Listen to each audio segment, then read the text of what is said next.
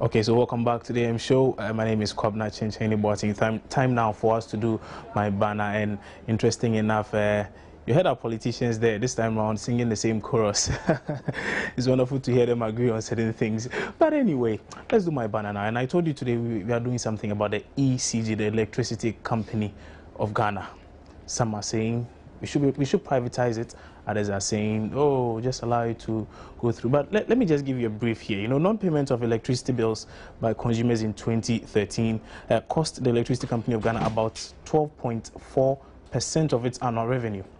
We are told the ECG also lost about 10.9% revenue as a result of frequent network breakdowns and associated power outages. Now, this has made the ECG unable to self-finance capital investment projects, and they've had to rely on short-term high-interest loans as well as Ghana's developmental partners. Now, there's currently, we are told, an ECG private sector partnership that's just about kickstarting. But joining me in the studio now to talk some more about that particular one is Mike Ewa, who happens to be a member of the PSP, right? The PSP stakeholder. The PSP stakeholder consultations team. Okay, so he's joining me in the studio today, and I will be having a tete-a-tete about that particular issue. All right, thank you so much for joining us on the show. And thank you for inviting me. So, there's this PSP we are hearing of. Why a PSP? Why is the situation that bad for the ECG? Do we need a PSP? Yeah, PSP basically stands for private sector participation. There are lots of things government does, and sometimes government does it alone.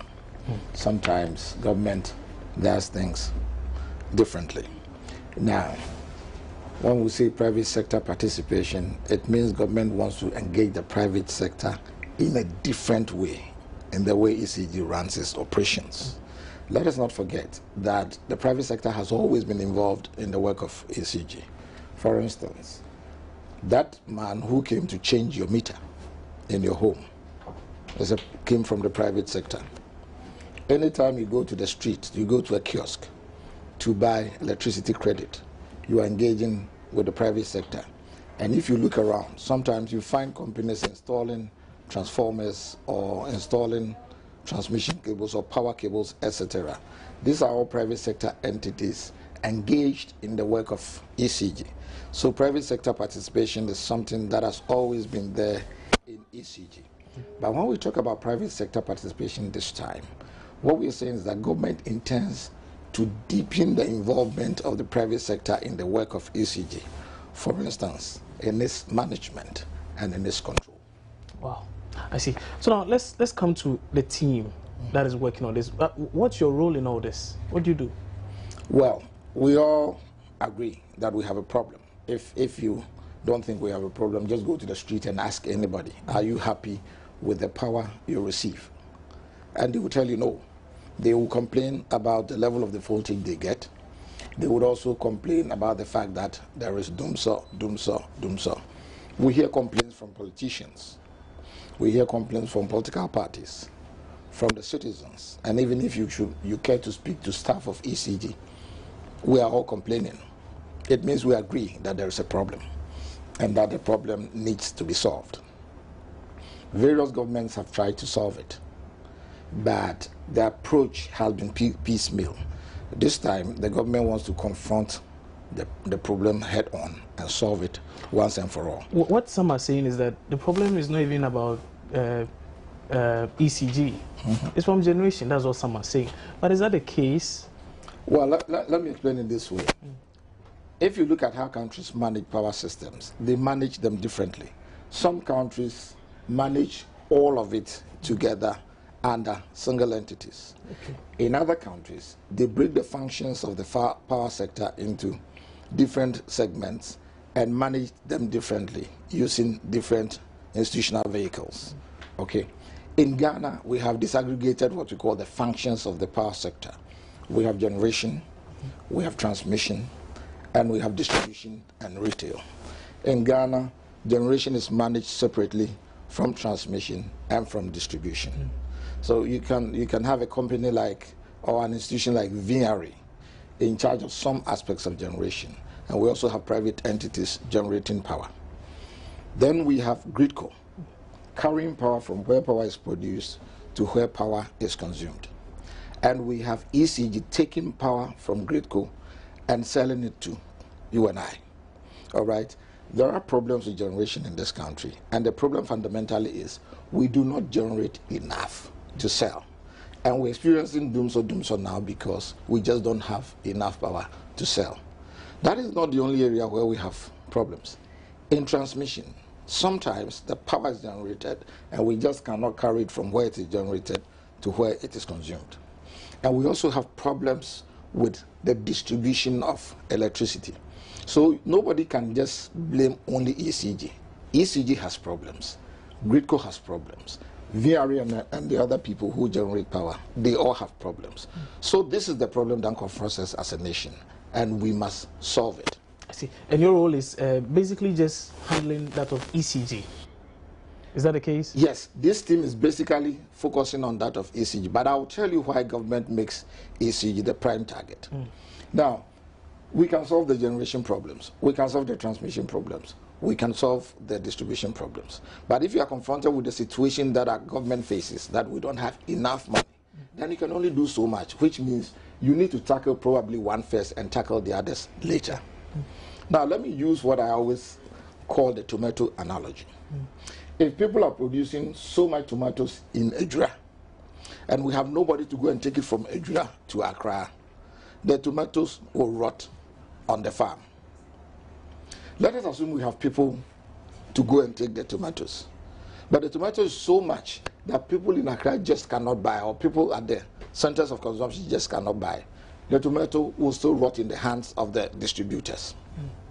The point is, if you provide tomatoes, you have a mind on the market that people can buy. So you want to produce enough for the consumers to take from you. If you overproduce, you have a problem. And if you underproduce, you have missed opportunities. All right? That is the situation that confronts us. So we must find a way to solve the problem so that when electricity is produced, it is not wasted. Okay. All right? When electricity is produced, it can be carried. And when electricity is taken to the centers of consumption, people would buy.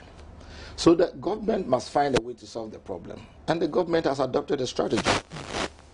The strategy is, now I will explain what I'm saying, to make the ECG a credible off-taker, which means the ECG can take the power produced by the generators and sell it. If we can demonstrate to the world that ECG would be able to buy the power that is produced, one, and that two, it can distribute the power, which means it can sell the power, and that three, when it has sold the power, it can collect the revenues and pay back the generators. Then we free up the system, because as soon as we provide that assurance, then that person who wants to generate electricity is encouraged to generate, because when he generates, he can get his money back. I see. So this whole move is actually to whip up interest in power generation, get more private entities to get on the grid and generate much more power. Is that the whole idea? Doomsday is because we don't have enough. But to have enough, we must demonstrate that we can sell. So it's not just about generation. It's also about transmission. It's also about distribution. There are problems inherent in ECG. And to make ECG a credible off-taker, we need to fix those problems.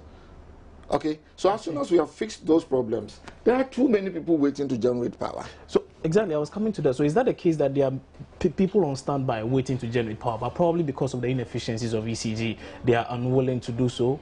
I can even tell you now that there are lots of people who have actually indicated that they want to produce power in this country. Okay. We've had arrangements of some sort with them, but they keep saying that the condition that will trigger their building the generators is for us to demonstrate that we can take the power, sell it, collect the money, and pay them back. So if we put our house in order, there are too many people who want to generate power in this country. I see. So there's a possibility this doomsday thing can end by this year, by the end of this year? No, that is being overambitious. I mean, it doesn't take a day to do a power project. If you want to build a generating plant, you go through a whole process, and even the construction can take a number of months to years. So we can be positive that, yes, we are doing positive things that will solve the problem ultimately. But sitting here, I'm not a politician, and I'll tell you the facts from a technical point of view. Yes, the problem may be eased because of short-term interventions, but to solve the problem long-term, let us look to 2 years, 3 years, 4 years. I see. Yes. So realistically, about 4 years. We shouldn't... Realistically, beyond 1 year, we'll begin to see positive signs that the situation is about to become a thing of the past. It does not happen overnight. I see. Okay. Let me get to this particular one. My director is telling me quite a number of things, but these are very interesting things you're telling us about this power situation we're facing currently. But now the approach is a PSP, yes. So we are told. Is there a difference between the private sector participation and the private-public partnership thing, the PPP and PSP? Is there any difference? Okay, now, I will not adopt an academic approach to answering the question. I have said that in serving the population, government has always engaged the services of the private sector in one form or the other. So in any situation where the private sector is working with government, you can say there is private sector participation in what is happening. And therefore, every PPP is a form of private sector participation. But when it comes to PPP, which is public-private partnerships, there is a little difference here. Okay. The asset which provides the service is always a property of the government, which means if you have to build a generating plant to produce power in Ghana, you may build it with your own money. You may operate it over the long term with your own money, but the asset belongs to Ghana. So if we want to do a PPP in ECG, what it simply means is that we want to find a private sector party to come and work with government to provide electricity services to us. The private sector party will come in and use the assets which belong to government to provide those services over a period of time. The reason why we want to work with the private sector party here is that we do not have the money that it takes to do it at the moment. I'm not saying we can never have it, but we don't have it at the moment, and we will not wait a lifetime to solve a problem like this. If we can find innovative ways of doing it, then that is what we will do. And that is why the government has adopted this strategy of seeking private sector participation so that we can solve the problem now and for the long term. All right? So in public-private partnerships, the private sector comes to do something that the government would have ordinarily or normally done on behalf of government for a very long time. Over a long time, because they would invest their money in the asset, and over that period of time, slowly they will recoup their money and their margins. Yes.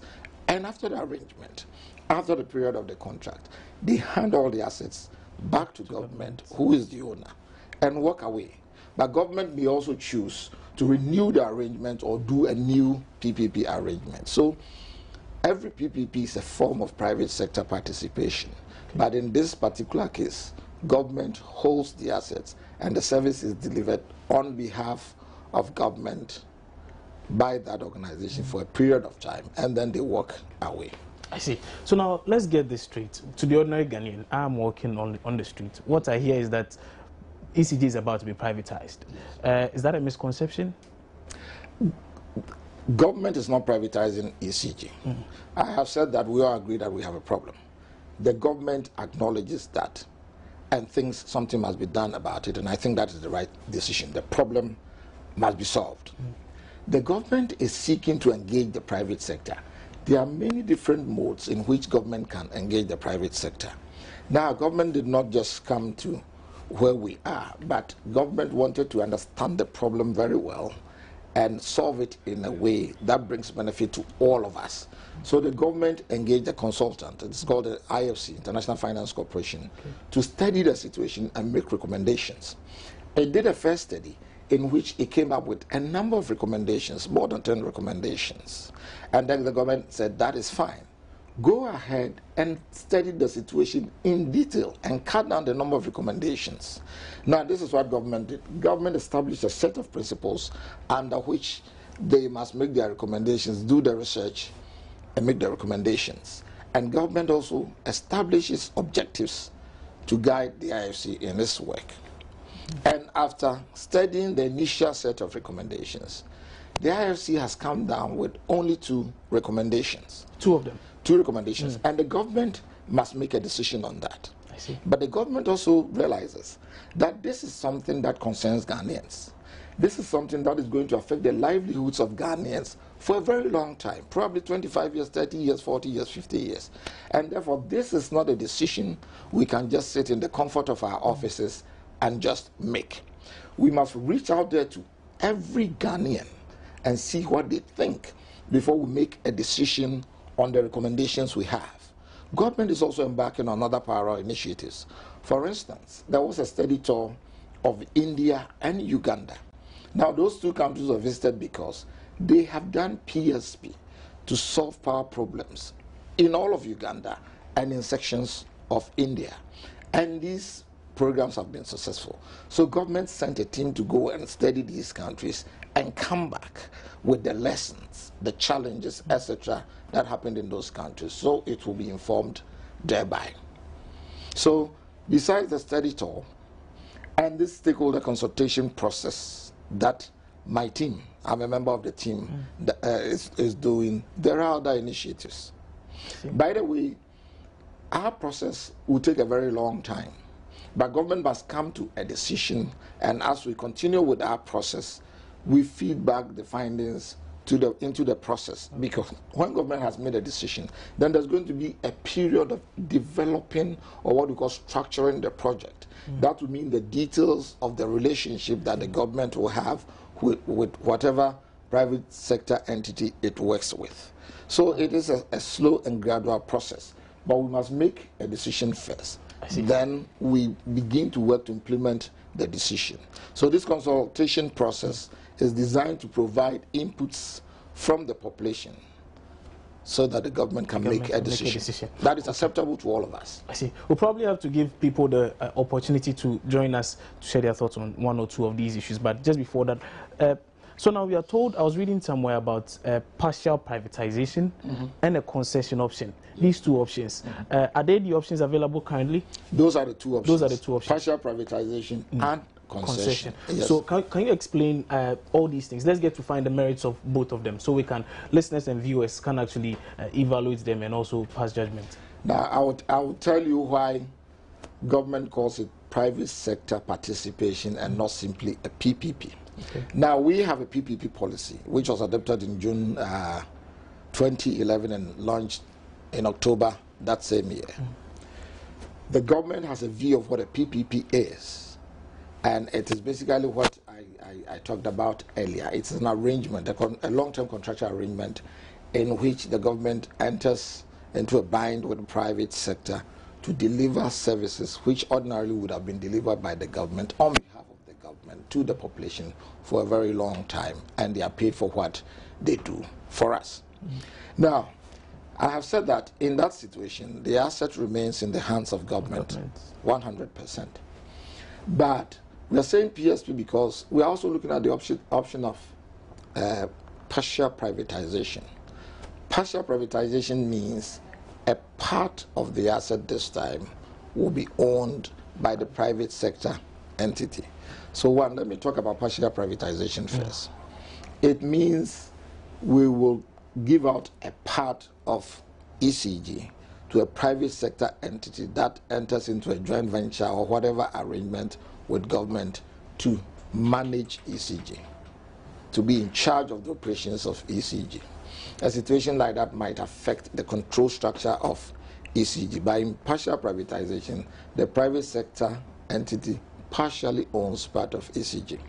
How that is done, maybe government selling some shares of ECG as it exists now to the private sector entity, or issue new shares and sell, in which case the shares of government would be diluted. So in partial privatization, the private sector entity is a part owner.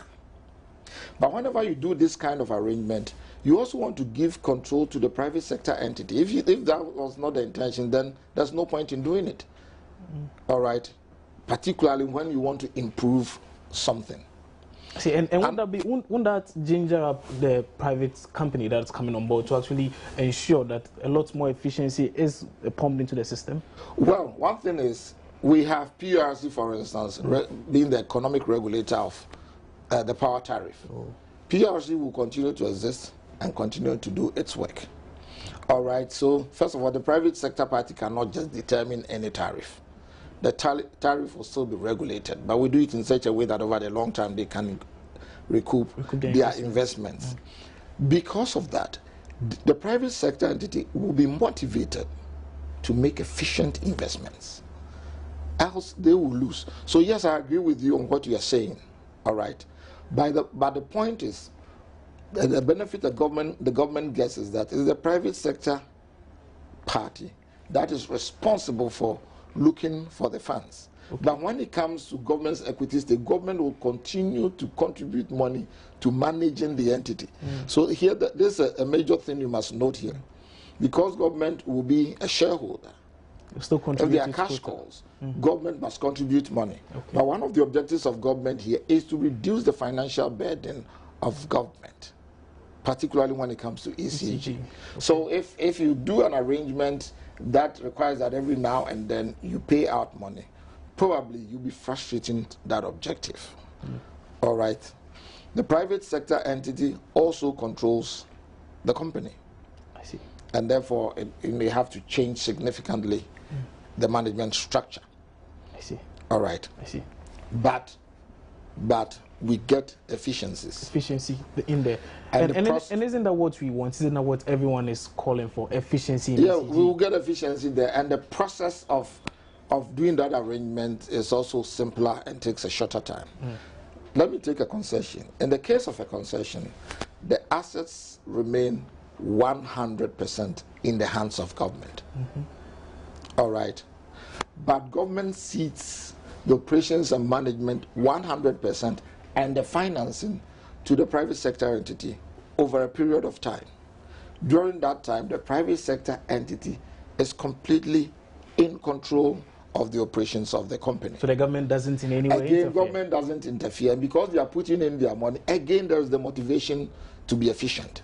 So either way, either of the two options will bring efficiency and take away government interference. I see, but let me understand this. So with the concession option, for instance, what I gather from what you just said is that the private entity comes on board. Let's say I am the private entity, I have come on board, I'm with government.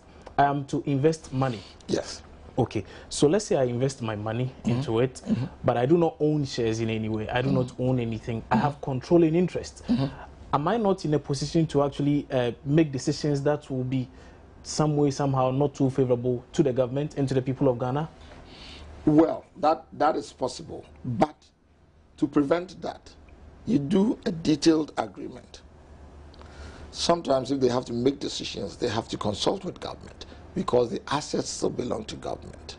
The domain is still managed by the government, and the government holds the asset in trust for the population, holds the asset on behalf of the population. But the cost of the agreement would make sure that these things do not happen.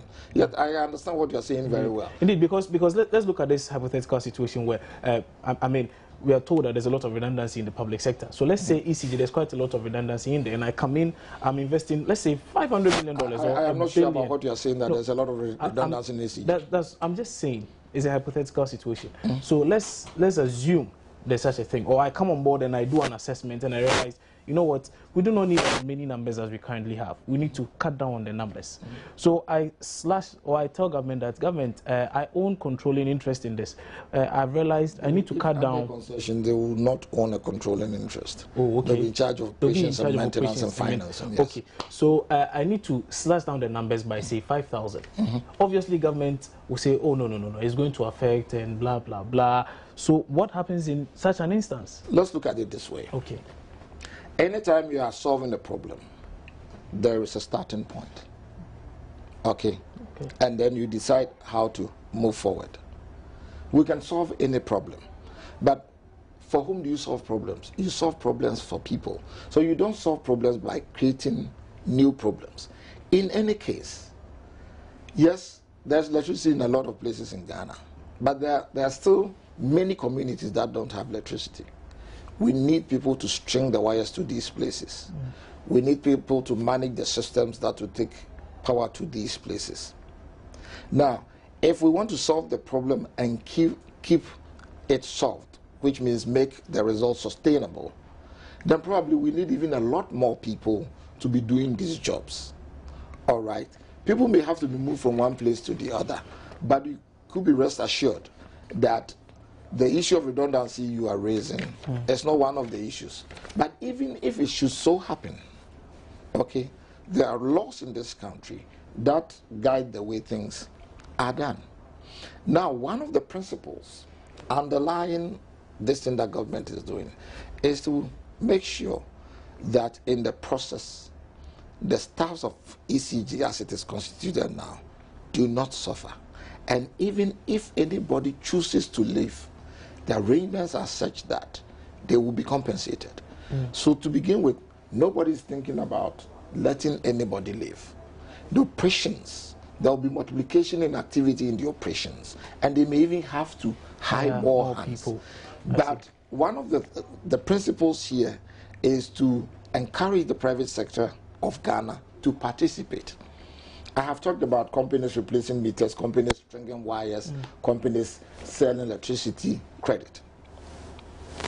Companies could do a lot more things. And if people have to do these things, they must be Ghanaians. You will be surprised that when this thing has been implemented, people on their own volition will leave ECG, set up companies, and work for the ensuing entity, because it will be attractive to do it that way. We have seen it done in Uganda, and the companies have multiplied. They have had to employ far more people than the predecessor utility employed. Wow. So if we do it right, if we do it right, yes, the fears we have would not happen. But we are doing it right because... So emphatically, what we are saying is there isn't the possibility that there will be any job cuts whatsoever. This is what I have said, that as part of the arrangement, government would ensure that no job is cut. If we create, let's say, new entities to replace ECG, or we change its name, or we reform it in whatever way, the staffs we have currently must be placed in these new entities. I see. Nobody's going to lose their job. Okay. But even if the need arises, that jobs must be dispensed with, those people who are leaving will be compensated. Now, let me tell you something interesting that happened. Okay. When government was selling Merchant Bank, we all heard what happened. People's opposition, particularly even some of the staffs in there, raised issues, etc. The staff members who were in the forefront of that so-called resistance have remained. Nobody removed anyone. I see. When they gave them the option to leave, those who wanted to leave to apply, those who agitated did not apply. The quiet ones rather left because they saw opportunity. And what we are saying is nobody's going to lose their job in ECG. And even if people have to leave, they will be compensated. That's the underlying fact here. Yes. So now, back to ECG and the reason why government is actually focusing on ECG. Yeah. For many, the conception out there is that, you know what, probably ECG is behaving this way because they think they're enjoying monopoly. Assuming we had a private entity also engaged in this distribution of power, we probably would see ECG much more efficient than it's always been. Is that the case? In fact, is ECG even enjoying monopoly at all? Well, that theoretical argument can easily be made, but let's be practical here. You have only one power line between the pole there and here. If you introduce competition in what? Remember, the asset is the line that brings the power. It is a natural monopoly. If you want to introduce competition, which introduces new wires, etc., you are not solving the problem, you are compounding the problem. Really? Because you are investing in a lot of fixed assets again, and it's needless. Well, one thing you can do is to break up ECG into, let's say, regions and say each one must be managed by one entity. But we are talking about huge investments. If you break it up you make it unattractive. People have money to invest all over the world. They go to where they can make probably the best on their money. If you break it down into smaller pieces, you are disadvantaging the process. You are making Ghana less attractive of an investment destination. So, yes, that argument has been made, but at this point in time, I don't think we are ready for that. I see. But let's look at this situation, for instance. Maybe I wanted to use the telecoms industry as an example, but maybe I should just use the waste management system. We do not have one waste management company running affairs for the whole of Greater Accra. There are quite a number of them. They've actually been segmented. They've been zoned. So we have people or companies in charge of the specific zones. So assuming we zone the country in such a way that we have private entities in charge of specific zones, wouldn't that be a better option? Wouldn't that get ECG to, well, act more efficiently again? Again, it is the question of the kind of investment we are talking about and the scale of the project, as I have said. To take the garbage from your home and my home, you need a dustbin and a car to come and get it. That's it. Okay. The initial investment is small. To distribute electricity, it is not so. Again, the garbage companies, they use the same roads. But when it comes to ECGs, the power lines remain the same. The argument you are making is that, okay, somebody should manage the power lines and then the distribution must be segmented into small pieces for people to do. But then you haven't solved any problem. It is the management of the power lines that we are talking about. When it comes to retail, remember already, private people are retailing for ECG. So it comes to the same thing. It is the management of the power, not power lines, if I say that I'm wrong, but the infrastructure that brings power to your home. In every place, it is just one. So competition in that would be infeasible at this point in time. But the retail aspect is already feasible, and they are doing that. I see, but if I'm in charge of a zone, obviously I'm in charge of the power that gets there and the distribution of that power. But it becomes so small that it becomes unattractive to the investor. Because he's not coming to make any money in Ghana. Why is he worrying his head? All right? It must be said that it will be attractive. Don't forget that government wants to solve a problem, to reduce the financial burden on the national budget, and to make sure that there are increased efficiencies in the operations of the utility. If you bring in several of them, you are not solving that problem. Because the primary thing many people are even saying, for instance, when you get to the telecoms industry, what I wanted to hit to earlier was the fact that when there was just one entity, I mean, we all saw what was happening. There was privatization, and now people are buying. In fact, some SIM cards are even being given out for free. Yeah, the SIM cards are free. But there is a difference here. There is a difference, and again, listen carefully. In the telecom sector, you can easily put up your towers and also provide service. And you have different frequency segments to operate on. So you can easily set up a network. Okay. In the power sector, it is not so. You have one pole and one wire over which the energy must flow. I see. I have said if you break it down and reduce the scale of the project, it becomes unattractive. Okay. And you frustrate all of your objectives. I see. Wow, interesting. Yes. So that means the system itself makes it impossible for us to even. That's why we say it's a natural monopoly. Natural monopoly for ECG. Yeah. Anyway, very, very educative piece here. I've really been enlightened on a number of things. It's rather unfortunate. I don't know why. I think maybe we can do this on Friday. We can continue on Friday. I'm hoping we can have that. On Friday I'm not in the car. Wow. Anyway, we'll still talk to Mike Ewa and get to see whether we could rearrange him to get to our set. There's one thing I didn't let me say. Oh, okay. Feel free to if you break it up into smaller areas for people to manage, there's the potential of a tariff increase. A tariff increase. Just that alone will let the tariff go up, and it should not be. I see. Yes. Anyway. That's Michael Ewa. He's a member of the private sector participation team. Okay, a member of the team that's actually making sure that ECG becomes much more efficient than we've seen it this whole time. They're actually indulging the populace. I've been talking to people. They've had series of stakeholder fora. I've actually attended one myself, and I've heard quite a number of things. Maybe you could make time and pass by one of these days, and anytime you hear them around, you just also get to know what's happening. Okay, Rovin is up next, and this Rovin today we're actually talking about Na Ayele Amet. Metefe. You know the judgment is out, and we are told Nayeli Metefe, we are told she was actually sentenced to 8 years, 8 months in prison in the United Kingdom. As to whether people are okay with that, well, Abigail Adumakoichi joins us with Rovin.